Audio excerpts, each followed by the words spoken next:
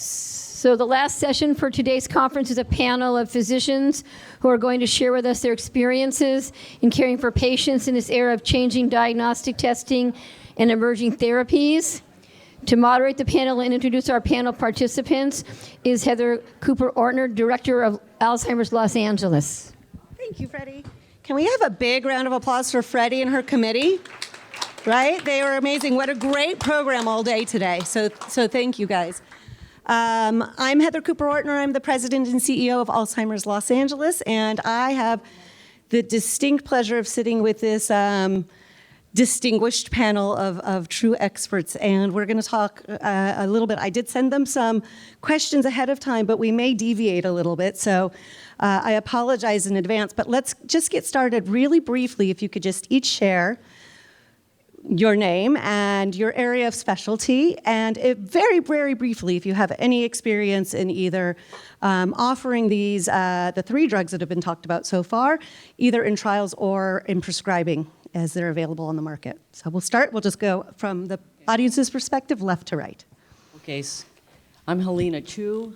I'm a behavioral neurologist, so my specialty is in memory and cognition. I'm at USC, and I've been involved. I've had 1 patient with aducanumab, and about 10 patients were receiving lecanemab. Hello. Hi, my name is Anthony Ho. I'm a geriatrician and palliative physician based out of Kaiser, Los Angeles Medical Center. I'm the chief of service there for the Department of Geriatrics and Palliative Medicine, and also direct our Kaiser Permanente Elder Abuse Prevention Program. Hi, I'm Scott Kaiser. I'm a family physician and geriatrician, and my clinical practice for the last several years has been focused on dementia care at the Pacific Brain Health Center.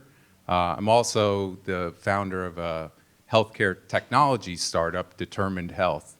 And with regard to the question about the treatments, my experience has really been focused on counseling patients with regard to all the treatment options. Our center isn't offering any of the infusion treatments, and we haven't done, our clinical trials I'll talk about a little bit later have been focused on different aspects of care. I'll just add on, sorry, I missed the last part of that. We have been working locally on a lecanemab process, protocol, and education for our providers. Dr. Trinh from Healthy Brain Clinic in Long Beach. I'm also in Orange County. I was a primary care physician actually for almost 20 years with a large health system that is both in Orange County and in Long Beach. My current life right now is health education, especially risk reductions for Alzheimer's disease. And we do clinical trials, and Linda, I guess, was up here chatting a little bit about us, and that's what I do currently. So thank you all. So now our audience knows who we're hearing from. So let's just do a very, very quick little bit of level setting. So in the last few weeks, aducanumab was, Biogen announced that they're no longer going to be offering aducanumab. And as of yesterday, we heard that the FDA is delaying its decision on donanemab. And so if there's anybody who has any insider information on what's going on there, I'd love to talk to you after. But so really right now, there's only, outside of trials, there's only 1 drug available on the market, and that's Leqembi. So when we talk about it, it's either participating in a trial for donanemab or potentially other things in the pipeline, or at this point only receiving Leqembi. So Scott, you mentioned you're not prescribing these drugs. Dr. Ho, you mentioned that you're creating a system. Yeah, well, we do have a couple of cases in the region where the patients are getting the medication. medication. So you have started to administer. Right, so there's local and a regional project to look at lecanemab. Yeah, but do you want me to get? Sure. Okay. Go ahead. Yeah, I think when we first got wind that lecanemab was going to have full FDA approval earlier last year, locally, our neurology chief and I, realized that this was going to be a huge deal. And really, because we are so reliant on our frontline physicians, at Kaiser Permanente, we have great primary care physicians, but they do a lot of work before they get to the neurologists and the geriatricians, that we really needed to be able to educate our primary care physicians. So again, making sure that we created resources, making sure that we went into the original data so they could actually have the original paper as well as the analysis that we had regarding the treatment. A big focus of our early work on lecanemab was shared decision making, just making sure all the things that Dr. Schneider mentioned, the negatives and the positives that our primary care doctors had access to. Part of that was incorporating the EMR, things that they could be able to reach and implement and use in counseling the patients. And then on the other side, the technical piece of it, how our geriatricians and neurologists in all of our clinics would be able to deliver the medication if it was a patient who, was a good candidate and also still wanted to be on the medication. So that's, really what we've been working on. So. Thank you, Dr. Ho. And Dr. Chu, could you also share with us, because you're prescribing Leqembi here at USC, right? So what has that startup been? Because I know it's really only been available, full FDA approval, for the last half year or so. And do you see a lot of people that are interested or inquiring about it? There's a registry. So last week when we approved in our review committee, that's one of the other things we implemented, there are about 4,100 people in the country that are now registered. We've had about 60 people inquire about Leqembi, and we've approved 30 for treatment. We were a little bit fortunate because we're a research center. So we've already had a number of people that had amyloid PET scans, and we already knew their status. And so we could immediately start to say you could qualify if you're in the mild stages of MCI or early Alzheimer's, mild dementia. But the difficult thing, we'll maybe talk about this, I'm maybe jumping ahead, is that there's a lot of organizing to do on the safety side. Because the safety issue is the ARIA, the amyloid-related imaging abnormalities, which are not uncommon. So the challenge is to set up a good coordinated system to get the MRIs before the 5th infusion, the 17th infusion, before the 14th infusion, and then have someone who really knows what they're looking for. So that takes just a little extra step of coordination. A few extra steps. Actually, I'm curious because, is this on? I was handed this, but here. I'm interested in the things I'm reading out there where we're seeing more incidents of ARIA in the clinical use than was detected in the trials. I don't know if you guys are tracking that and looking at different subgroups depending on ApoE status or female or other factors. Well, we were also fortunate that we added apolipoprotein E genotyping to our electronic medical record because the risk of ARIA really steps up with every copy of the ApoE4 gene. And so like ARIA-E, the overall incidence of ARIA with edema is like 5% if there's no ApoE4. But with one copy of ApoE4, it jumps to 10%. And if a person is carrying 2 copies, it jumps to 30%. So it jumps 6-fold. So that we definitely get ApoE testing on all and counsel them before they even make the decision. We'll tell them you have 1 copy, so your risk of ARIA-E is 10%. Oh, you have 2 copies, so your risk is 30%. So even with my body language, I'll kind of say you have to kind of think twice. Mm-hmm. So I'm going to go a little bit out of order from what I originally, but you're talking about all of the things that you have to do within your own systems to create an environment that is able to support prescribing these drugs, which necessarily begins for me to think about, well, then how do we and how do you as providers and maybe Dr. Ho, this is to you and to and Dr. Trinh as well, about how do you talk to patients and how do you talk and train doctors out in the community to talk about patients, and how do we create equity in terms of access if really the only places that can deliver and really prescribe safely these drugs are environments such as the ones that you're creating. And I think that it's important that we not only talk about these drugs as now all of a sudden being very exciting and available. They are, but they're exciting and available for very small groups of people under very strict circumstances. And you're right, all of the education and informing is, I think, critical to how we go about doing that. But how do we also create equitable systems of access for people who may not live within a reasonable drive or bus ride from places that they might be able to access these drugs? So the health system, the health system is a barrier in itself. And part of the issue is awareness. Most patients believe that memory loss is part of normal aging. And if this medication or these groups of medication coming out is solely for mild dementia or the stage before mild dementia, which is mild cognitive impairment, that's the stage where folks are blaming it on aging. So how do you even capture the folks who need it most? And part of the barrier, when I say it's a system, as a primary care doctor, 15 minutes, right? How many minutes do you get with your doc? 10 minutes, 8 minutes, 15 minutes. Where does the discussion even start with Alzheimer's? And so when I'm lecturing, and I do 2 to 3 lectures a week in the community, when I'm in front of a crowd of 100 and I ask folks, how many of you guys get an annual memory test? In 100 folks, maybe 5 hands go up. Let me ask you here, how many get an annual memory test?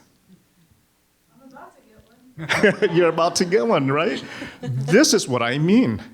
We're not even looking for the diagnosis to even consider the medication. And that's the barrier with that. And I think part of the issue is not just from patients, but from physicians, right? For the docs who do the annual wellness visits where that memory test is embedded in the annual wellness visit, even if the annual wellness visit and their cognition was abnormal, most docs will say, well, it's because you're 85, right? Move on, let's take care of the diabetes, the hypertension. So the biggest barrier is awareness. The biggest barrier is education. And so the word MCI does not even exist in primary care, right? When's the last time a primary care doctor made a diagnosis MCI? That doesn't even exist, and that's a huge problem. So the first step is to get out there and bring awareness. Yeah, well, I mean, I definitely agree. You know, a lot of our organizational work is right now to try to upstream to primary care to really make sure that they're comfortable with memory care, early memory care. You know, it's almost leaps ahead is when you get to the point where you're talking about like treatment. You know, early on you want to talk about, you know, detecting the issue as well as talking about what it all entails. You know, early on, so irregardless of, you know, how helpful the treatment is, you're totally right. It is a, you know, a small amount of people who qualify relative to everything. You know, the jury's still out in terms of the efficacy versus, reducing beta amyloid versus whether it's clinically, you know, helpful or not. That's something that is, again, a shared decision-making discussion. But early on, like all the things Dr. Schneider mentioned in terms of disease modification early on, like, you know, taking care of yourself, you know, your vascular risk factors, that's all stuff that needs to be upstreamed earlier when we're talking about memory care. In terms of the equity issue, that's a tough one. I mean, if you go back to the original paper and the work, you know, it was really predominantly, you know, skewed towards, you know, white, you know, patients. You know, underrepresented were Black patients and Hispanic patients. You know, so that goes back to the original research which is, you know, obviously a problem not just for this particular study. So that's part of the discussion when you're talking about you know, these treatments with these patients. To talk about, you know, how applicable it is. But I don't know if that's something we can solve very easily, but at least talking about it is important. I think that, I mean, I so respect what you do going out in the community and giving those talks, because when you talk about moving upstream, really getting out into the community, especially, I mean, primary care, we've heard so many compelling arguments for the role of primary care, but it is an overburdened system, and there is capacity and trust across, you know, great community organizations where we can be moving upstream for early detection, for advising people about all of their treatment options, of advising people about the power of lifestyle, multimodal lifestyle interventions. You know, this sort of therapeutic nihilism that there's nothing we can do, I think the best place to get at the root of that is exactly what you're doing, getting out in the community and talking to people. And we heard so much. I mean, the last panel was just a wealth of things for us to think about and to, you know, calls to action. And even within, you know, support groups, there's just a dearth of knowledge, of understanding, but there is an appetite for it, and we can connect. I mean, that's why I love Alzheimer's Los Angeles. You know, great organization, brings people together and constantly connecting people with the expertise, building trust, building connection. So, you know, again, I think we need to move upstream. Well, I'm trying to retire.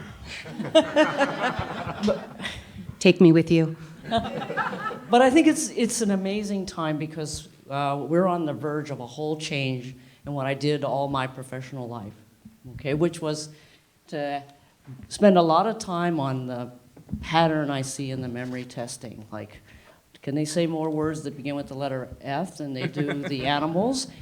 You know, how much atrophy is in the hippocampus versus in the medial parietal lobe, which I'd love to teach the primary care, but I hope we can teach the neurology residents, but that's all going to change. It's going to change with blood tests. Mm-hmm. So that's why I can retire soon. So, Yes, but well, so Dr. Borson brought up a really important point around around the blood tests earlier. Dr. Borson? Dr. Borson brought that up I earlier. was going to look at Dr. Borson because she also talks about how to be more efficient in doing the memory testing, the assessment. And this is probably all going to be on our mobile phone and so forth. So that's going to be another revolution. I just hope, you know, with the diagnostic improvements, that we have something comparable in terms of treatment.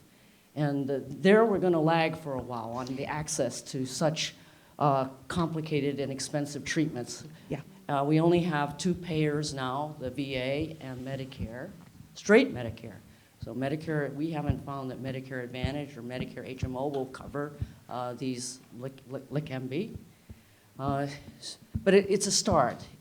So right now, there's a problem with access because it's very complicated. The has to have a PET scanner, an MRI, the infusion centers. Then you have to have a team that's the memory specialist that can, the neuroradiologist that recommends the MRI. And if they don't read it fast enough, the neurologist or the physician's going to have to read it. You have to have the infusion nurses, then the clinic nurses, and you have to have the on-call doctors and the hospitalists all know what's going to happen if you have ARIA.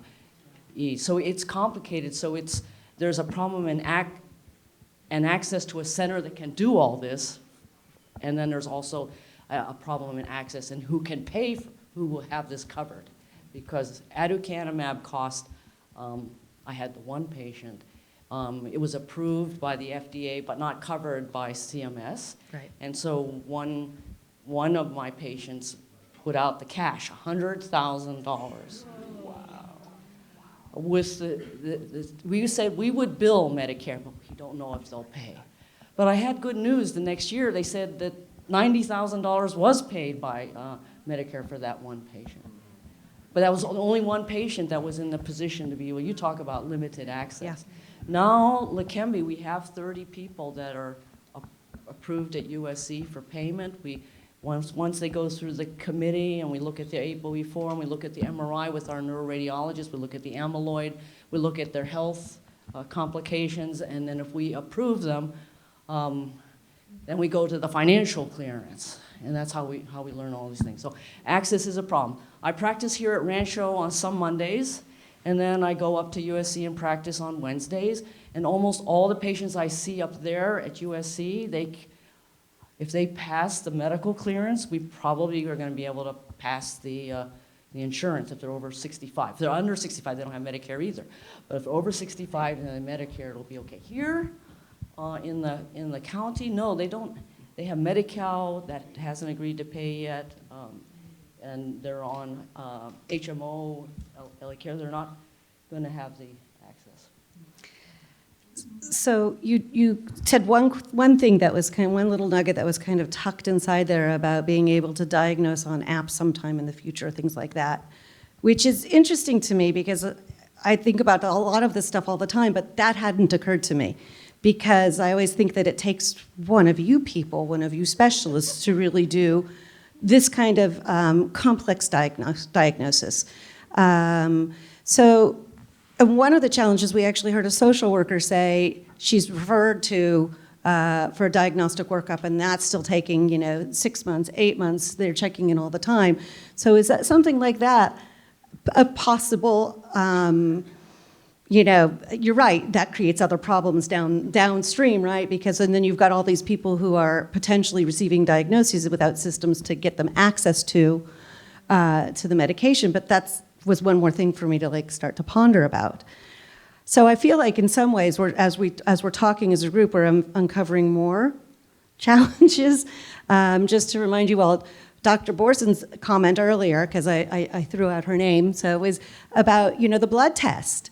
So the blood test, and I've read about it, and you're right, it's really complicated. How do you use the results of a biomarker blood test to diagnose when a person is asymptomatic? Do you?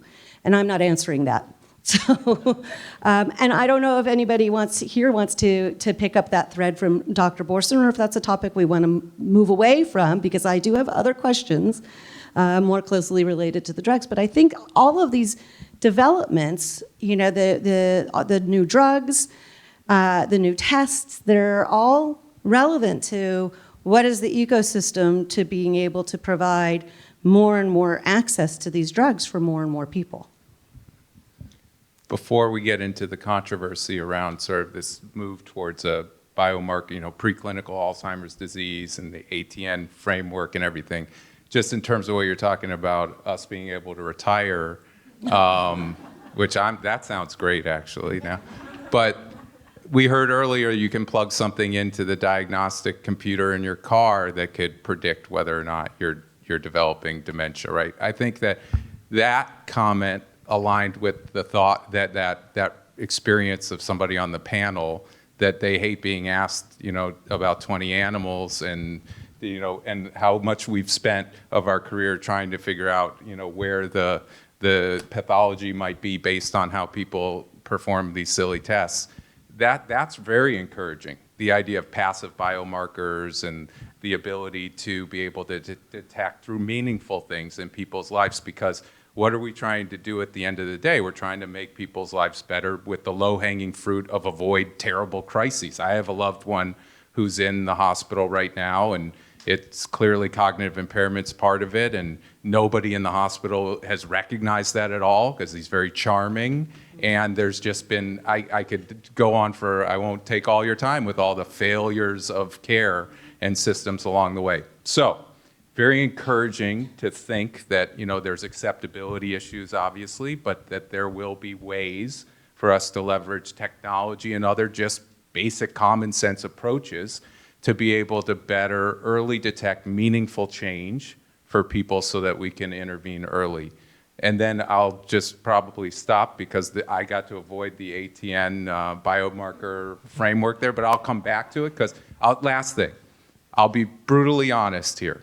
So I would love to know if I have preclinical AD. I have a family history, and my only hesitation is I don't want to get goofed up with regard to life insurance or any other kind of issues with regard to, and hopefully, is this being recorded? Now I'm never going to get long-term care insurance. Oh my gosh. But anyway, I think that's real, but we need to sort those issues out. We shouldn't just avoid. This is going to be an amazing paradigm-shifting opportunity to be able to detect risk early so that we can intervene early. And it's a shame that there are all these barriers making that, so I have some strong disagreements with some of my fellow geriatricians in terms of what I think is an overreaction, but they do mention very really well-founded concerns that need to be addressed. Let me take a stab at that. How many of you guys are actually interested if you were offered a blood test to find the plaque? I think, Close to half. is that about half? I thought it was maybe not quite. is that A about little half? less than half. I think the big fear is, what am I going to do with the results if it's positive? If it's negative, you get peace of mind, right? You can go, woo. If it's positive, what am I going to do with the results? And that's the same reason folks would ask, why would I want to do a memory test? What am I going to do with the results, right? Why would I want to be diagnosed with Alzheimer's other than get depressed over it if there isn't anything out there that's going to stop this, this bullet train with that? I think the biggest thing is that we know that there are at least 12 modifiable lifestyle risk factors based on the Lancet Commission published in 2020 that contributes up to 40% of all Alzheimer's diagnosis. These are lifestyle stuff. It's not a pill, it's not lecanemab. So if you knew what you can do with the results with lifestyle, then who wouldn't want to know? Right? The question is, what do you do with the results? And to me, if you took a blood test to find out, you need to have a plan, and you need to know what to do with that result. And if that blood test was going to incentivize you to live a lifestyle, to try to change that trajectory, all the better, all the better. It's like checking a cholesterol, right? High cholesterol, does it mean you're going to have a heart attack? No. Does it put you at risk for a heart attack? Right? And so why wait to chest pain, to have chest pain, to lower your risk factors for heart attack if you knew your cholesterol was high, right? Memory loss is a symptom of Alzheimer's. But we know that even before the symptom starts, this plaque's been building up for 20 years, right? Amyloid starts 20 years before, tau builds up a few years after amyloid, and a few years before your first memory loss, your brain is already shrinking. Why wait till memory loss? So Dr. Chui wants to answer that question. So those are excellent. So the Alzheimer's Consortium is working earlier and earlier with the clinical trials. So before there's going to be a treatment, there has to be this period of clinical trials. So people who have a family history of Alzheimer's, they may be particularly worried if the amyloid on the PET scan starts to go up after age 55, okay, but the symptoms don't occur until you're 65 or 75. Well, the clinical trials, like for lecanemab, they might have started at age 65, but now the AHEAD study is age 55. And then there's this trackpad. If people want to know that the trackpad is something on the web, just see if this sounds like it's enticing to you or not.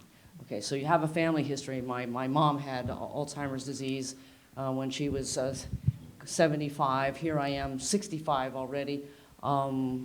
If I'm carrying it, I want to know early, and I want to know if there's something I can do.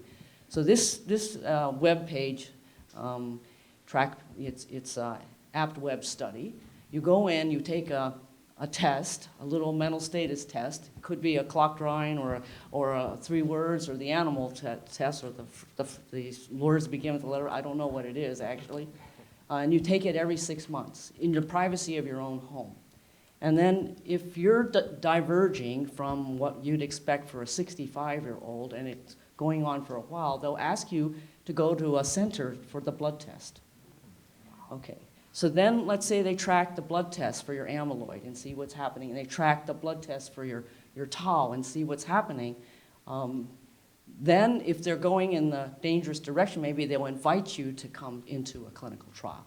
And we're going to have to know if these antibodies in someone who is 65 or 55 are going to protect them. And we're going to have to go through that scientific evidence discovery before we're going to be able to have it approved by the FDA and covered for people who are pre-symptomatic.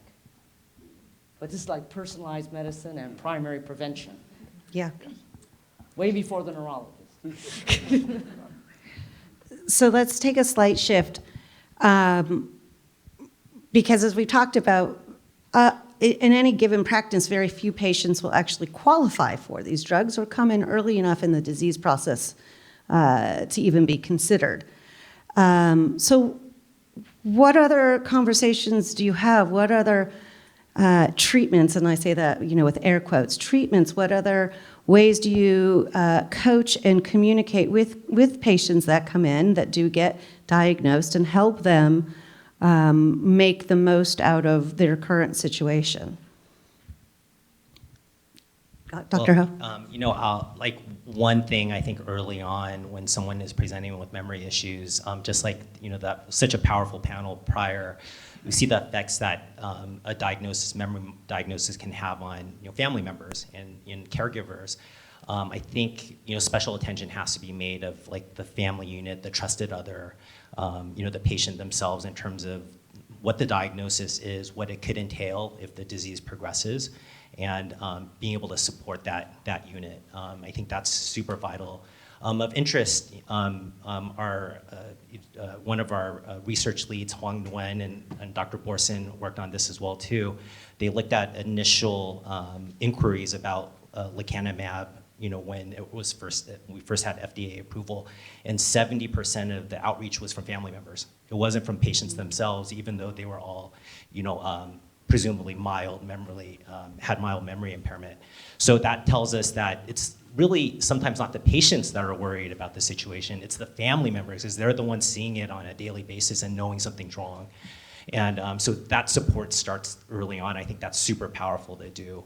So that's one big thing, and that can modify some of the safety risks early on that could worsen things. I always say patients, there's this common thing that happens with their geriatric patients where they get support too late. It's a hip fracture, or it's an issue with nourishment, some self-neglect. And if we can catch that early on, that really modifies the process, irregardless of, medications, which, hopefully it's, exciting that these medicines are coming, these disease-modifying meds. But again, the human element is a big piece of this. Yeah, I think, the struggle is that there's stuff that we know works. It works really well. It's just not sexy. But the multimodal lifestyle interventions, addressing vascular risk factors, especially when done early, this is life-changing. And the data's there too. But I can't tell you how many times, people are asking me about really, extreme things, and we kind of go through, and it's like you have untreated hearing loss, you have sleep apnea, you're going to bed at 3 a.m. every night and sleeping for a couple hours. Oh, and you've been taking Ambien every night for the last 30 years, and you're eating Twinkies, it's just like, so it goes on, and it's amazing how many of these like low-hanging fruit, elephant in the room things there are. And if you're just systematic about addressing these things, it can be really revolutionary. It can absolutely change people's disease course. It's just a wonder that we're not doing that more. Really just systematic barriers seem to be preventing us from doing the obvious right thing to do. Yeah. Or even something Dr. Kaiser has really worked on, social isolation. These patients who, we know they have memory issues, and if we can just get like social networks around them. I'm preaching to the choir here. That's a lot of the work he's done, great work he's done over the years. I know you're passionate about this as well. Well, Absolutely. Lifestyle, lifestyle, lifestyle. Add medication if needed. Right? It's evidence-based. It's been published. Sleep, exercise, nutrition, hearing loss, all evidence-based. Medication if needed. So this message isn't getting out to the public. And obviously, primary care docs don't have the time to teach it, which is why we need to get this message out ourselves, that you can take your brain health into your own hands. We just have to empower our patients with the knowledge of lifestyle. Absolutely. Dr. Chu? Well, yeah, so we're all saying the same thing. There's different ways to try to remember it. One of them was the Life Simple 7. You know, stop smoking, you eat right, you exercise, get the right BMI, weight, and then watch the 3 H's, your blood pressure, high cholesterol, high glucose. And then sleep has been added on that. Now we hear about hearing loss, but basically the Simple Sevens in the American Heart Association. People now are going to find out whether they have ApoE4. You could get it from, you know, Ancestry or 23andMe, which I heard went out of business or something. And so we're starting my colleague, Dr. Yassin at USC, is starting like a personalized brain health clinic for people that may be at higher risk because they're carrying an ApoE4. And we have a team building here, for example. We're hiring a nurse practitioner to work with Dr. Yassin to try to develop some of these protocols for people on exercise and on diet. For example, if people have ApoE4, there's a problem in absorbing omega-3s into the brain. So someone who has E4 may need to have a personalized approach and start taking omega-3s at higher doses earlier in life. So for all of us, we should do the Life Simple 7, all of us, right? But each of us may have a particular genetic predisposition, and we're now in the era of personalized medicine prevention. So I just want to, moderator's prerogative, I just want to also give a quick pitch for those of you who engage with patients and clients, that if you are working with somebody who has maybe just a positive screen and is waiting for a diagnostic workup, send them our way, Alzheimer's Los Angeles. If they have a diagnosis at any stage, we're here to help them.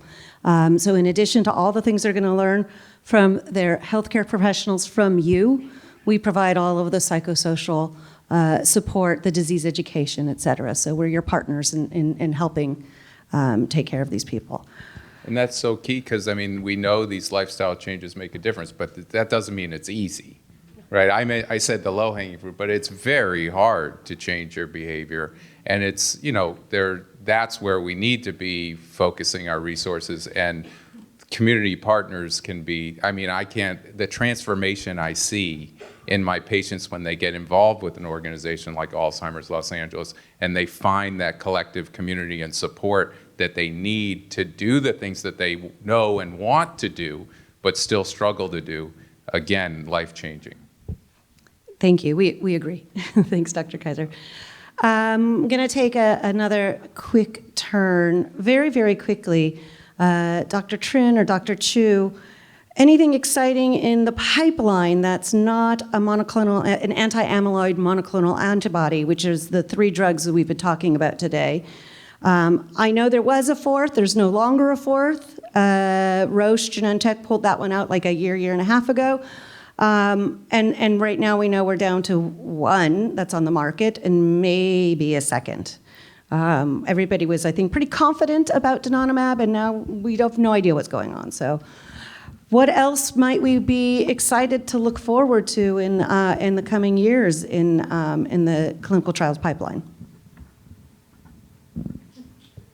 So we do clinical trials, and removing amyloid, we believe, is obviously very important because we can see the data that the earlier you get to the earlier stage in the diagnosis, the trend is that you get better results. We don't necessarily believe that this is a slam dunk cure. I believe you have to implement lifestyle along with any medication out there. But what else is in the pipelines? We are doing those studies in the pipelines today. And as a matter of fact, most of the studies today in Alzheimer's is not removing amyloid. Most of the studies are outside of removing amyloid. There are studies that we are conducting that lowers inflammation in the brain. There are studies that addresses lifestyle, like the fingers study is a purely lifestyle study.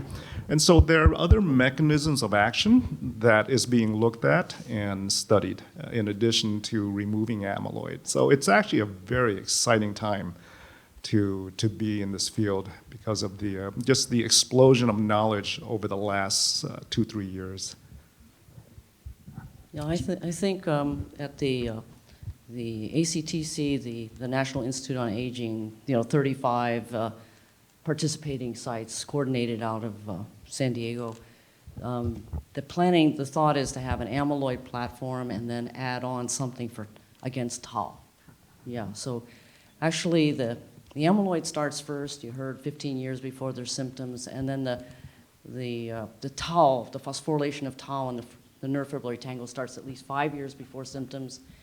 And the tau correlates more strongly with the cognitive impairments than the amyloid. I think the brain can kind of live with the amyloid for quite a while, but once the second player kicks in, the nerve fibrillary tangles, then we're starting to see the symptoms. So I think these amyloid therapies, it's the first step. It's kind of the first basic platform.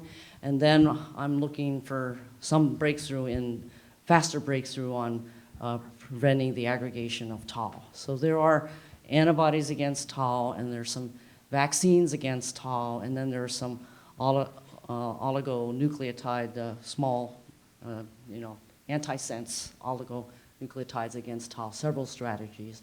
But again, this is in the clinical trials phase. So like we saw here up on stage, there's that period where we really appreciate people who go into clinical trials and are willing to be possibly in a placebo group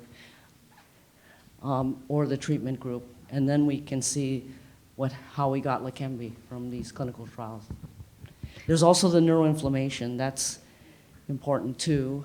And in many other theories of Alzheimer's. So Dr. Schneider just talked about the amyloid theory. There are many other theories for Alzheimer's. And Dr. Chui, I mean, that's why you mentioned the sort of personalized precision medicine era ahead of us. It's exciting. I mean, vascular, blood flow, inflammation, sex-based differences, so endocrine components, hormonal, I mean, there's just, it's a great time that all of these, the focus is kind of on one component of the pathway, but that we could be entering a phase where you could have, multimodal lifestyle and pharmaceutical strategies targeting different, root causes. So I'm excited by that. Did you want to add anything, Doctor? Oh, okay. Okay. I think I have no idea how we are with time, so I'm going to ask one more question, and I have a feeling you're going to have some questions for the panel. So to wrap this up, I mean, I think we may have just touched on that, on what I'm going to ask. So if we have, then maybe your answers will be shorter. But what do you see as the promise and hope for caring for people living with Alzheimer's in the near future, maybe the next 5 years, 10 years, not the more distant future? So what would you see as the thing that you would cast out a net and said, this makes me hopeful? I'm hopeful that the first survivor of Alzheimer's is alive today. And with the advances, and now we're implementing artificial intelligence to look for more cures and more treatments, I'm hopeful that the first survivor of Alzheimer's is walking around. And that's my personal goal. And that's going to be precision medicine. It's going to be a combination of therapeutics and lifestyle. And that's the goal that we're in, at least for me. I'm extremely hopeful and optimistic, and I guess, I mean, maybe that's just sort of my spiritual bias because sort of things happen every day to sort of think, oh my gosh, why? We know what we need to do, but we're going in the wrong direction. So, I mean, prevention is real. We really are in an era where we could prevent so many cases. That makes me hopeful. Again, it's a little sad that we don't necessarily do the things that we know we need to do. In terms of early detection and different treatment options, treatment pathways, we were asked earlier, you know, how many of you think you'll die with Alzheimer's disease or dementia? I'm hopeful. I think we'll get there where we can have far less people developing these diseases and have effective treatments. And then in terms of actual treatment and care and support, you know, we've learned so much. We're obviously a lot of still unanswered questions about what people really need to be able to avoid these crises and to be able to live a better life. But we do know more and more what we can try and what we should be doing. And so that all makes me very hopeful.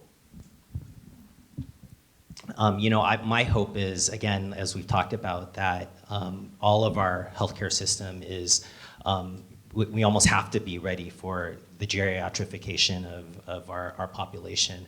And, really just the interesting thing about these last several months is, again, with a big healthcare system being able to, almost like a dry run, to take a look at how do we go about making sure we educate all of these physicians, specialists, to be able to make sure that we can deliver, these treatments when, not a matter of if, but when they are coming. And that makes me hopeful that, we're figuring it out now on the fly, sort of building the plane in midair, but we're gonna land it. Yeah, I'm very hopeful that we're gonna have, it's gonna be a little while, as you can see, till the whole landscape changes. In the meantime, we still care as well as cure, and I'm thankful for this whole group here and the connections we have as this team effort. Life is still going to take us in the end, and while we're here with all our big ideas, let's really appreciate each other and the relationships we have. And the challenges that we face together. Thank you. Thank you all. So thank you, Dr. Chui, Dr. Ho, Dr. Kaiser, Dr. Trinh. It's been a pleasure being here with you all day, and I'm imagining that there might be some questions. Any questions? I see one there. Hi, can I? Oh. Hello? Yeah, perfect. Hi, I'm Arnold Brizuela. I'm a community neurologist. My practice is in Arcadia and also in San Pedro. I deal with, I'm a Spanish-speaking neurologist, so I deal with a lot of Latino community patients, and I find that they have very limited education, possibly middle school, maybe below, like elementary. And so they have these artificially lower mini mental state examination scores where they're still able to perform most of their IADLs, ADLs, but their scores don't match up quite well. And so I feel like that prevents them from actually accessing something like lecanemab. And I was just wondering how you guys deal with that discrepancy.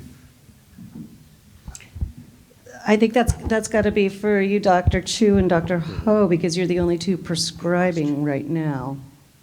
Well, we have norms for people with lower education. So this was done in the Sacramento Salsa.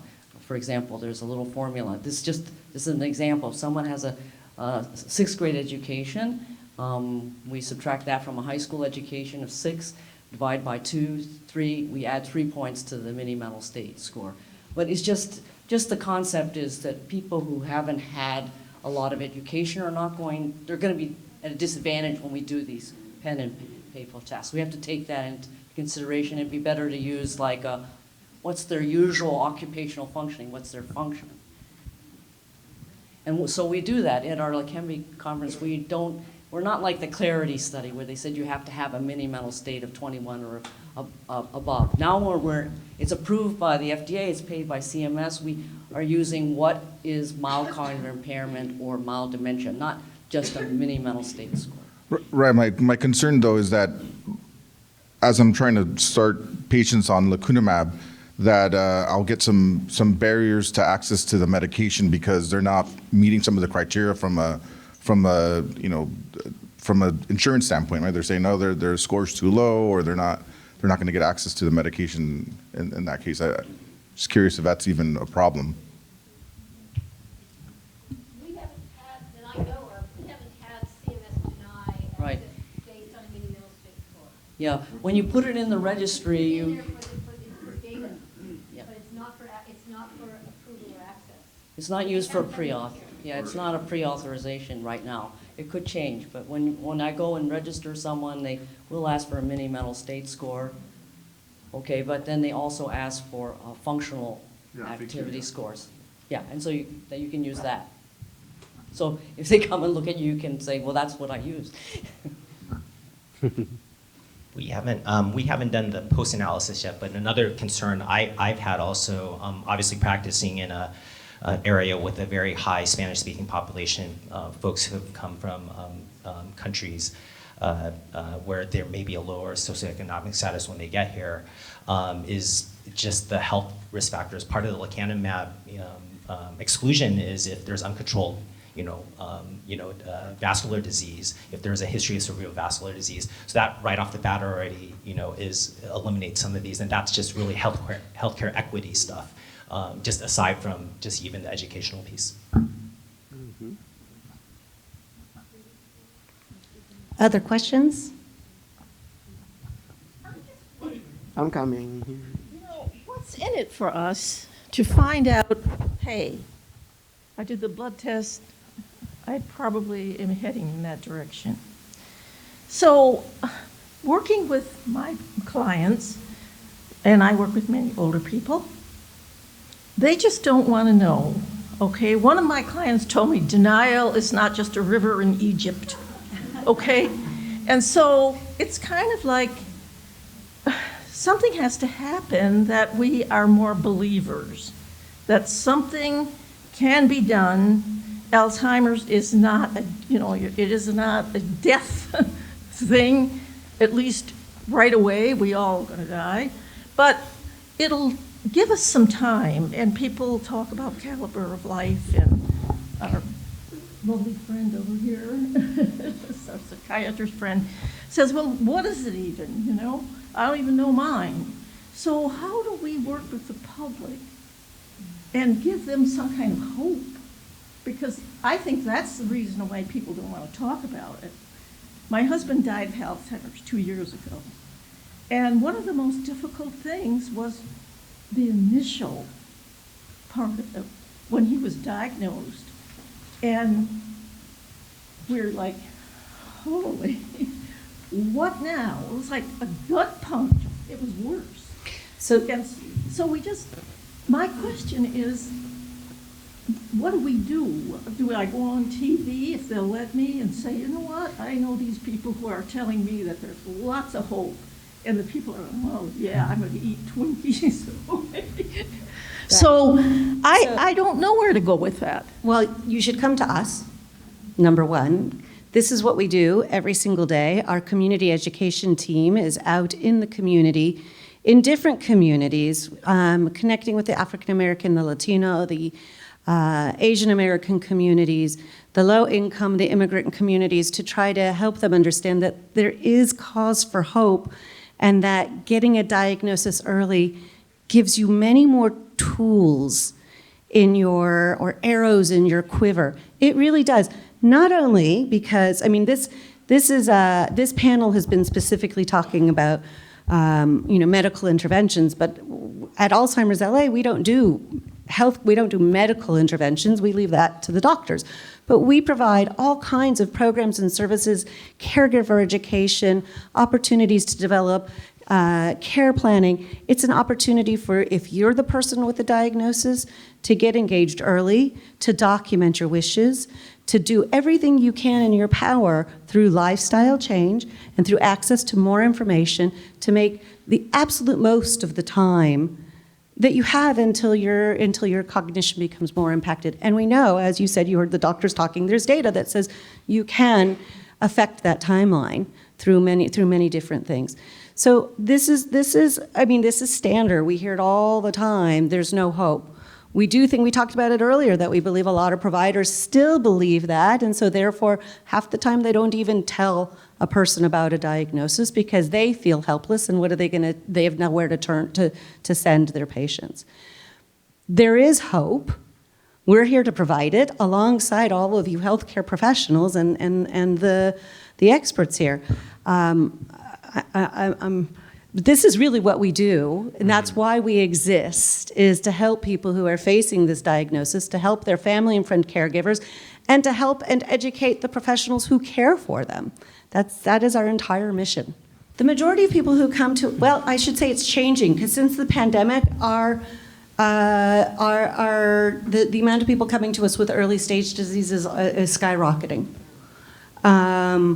But there's still, the majority of people who come to us when their families are already in crisis. That being said, that's exactly the reason why we need to let people know that there are things that can be done, and really education, caregiver education. We have evidence-based programs that build skills and build caregiver efficacy that help people manage crises. It prevents crises. It prevents that family from hitting that point. In theory, and that's what we do, is we help provide the support and education to the person with dementia along with their care partner to help them cope with this. It is a hard diagnosis, but there are very few that are easy. And there's a lot more work still to be done. We need a cultural shift. I think this debate around the cognitive capacity of our presidential candidates to serve center stage evidence of this, all the misconceptions and misinformation out there. We had somebody earlier who said they're in a caregiver support group and there's a lot of misinformation and whatnot. So we definitely need also a lot more education and cultural shift. And then in terms of sort of hope, I think that, we need to invest in the things that we know work, and then also, rather than just throw our hands up in despair, I think invest in a future of hope. That's why, for example, a quick plug for an organization I'm very involved with, the Bright Focus Foundation, supports science in all fundamental Alzheimer's disease research, the whole pipeline of scientists going into this field, because we need to keep addressing this on all fronts and continuing to move upstream in the community, continuing to move upstream in the scientific work so that we can make progress. And we are making progress. We have a question here. I'm just curious if you guys have, as the experts in this area, do you have any ideas or advice about screen time and how it can affect, we all heard screen time, but how it can affect cognition in the future? I'm speaking for our young adults, middle-aged adults. I'm thinking like 10, 20, 30 years prevention. Do you guys have any ideas or advice about that? Yeah. I've seen some recent data on screen time, meaning time on social media, time on the screen. Right, Netflix, all that kind of stuff. In younger adults and mental health. Yeah. I've seen data on higher rate of anxiety, depression associated with screen time. Now, can we extrapolate that to Alzheimer's or not? We don't know, but we do know that excessive screen time keeps you at home, keeps you isolated, and you're not out there actually spending time with others. Right. And so that's a particular risk. We're in this strange world where we're so connected, LinkedIn, Facebook, Instagram, and yet we're so lonely. Right. Because we're just in front of the screen by ourselves. And so I think it's a risk, at least among the young folks. Thank you. Thank you all for your expertise and sharing it with us